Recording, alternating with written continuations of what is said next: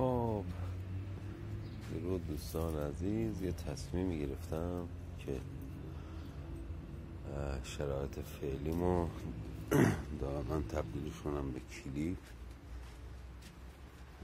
بعد شاید در آینده یه انگیزه‌ای باشه برای کسانی که بتونن اینو ببینن. خب یه کارگاه من اجاره کردم، تقریبا 24-5 متره. یه کارگاه کوچولوه، توش همه چی کار دارم میکنم. یه 2 تا اتاقه که تقریبا ریزه داره و این کارگاه منه. بعد شغلی هم که دارم کار میکنم سنگ تراشی هست به اضافه حالا ساخت دستگاهی که نیاز کارم هست. و میخوام منتقل بشم. تو شرایط اقتصادی فعلی خیلی هم میگن بدون پول یا با پول کم نمیشه کاری انجام داد، که من این استارتشو زدم. اولین چیزی که نیاز داشتم که برم تو کارگاه خودم، یه کارگاه برداشتم البته دور از شهر، ولی برای کار من اوکیه.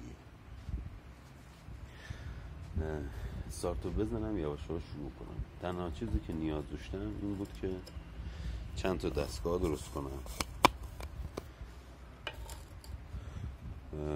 که بتونم کارام راه بندازم. اولیش این بود که یه واگن درست کنم، که این 4 تا لاستیک خریدم، یه ماش به صورت ذهنی محوراش درست کردم و اینم استراکچر واگنشه.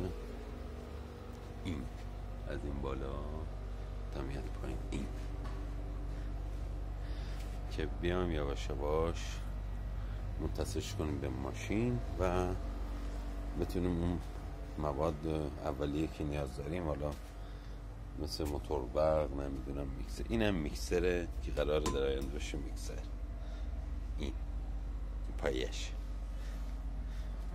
خب حالا بعد که رفتم توی کارگاه یواش یواش روز به روز کلیپ میذاریم که حداقل هم در آینده مرور خاطره هم برای خودمون باشه. خب فعلا بدرود تا کلیپ بعدی.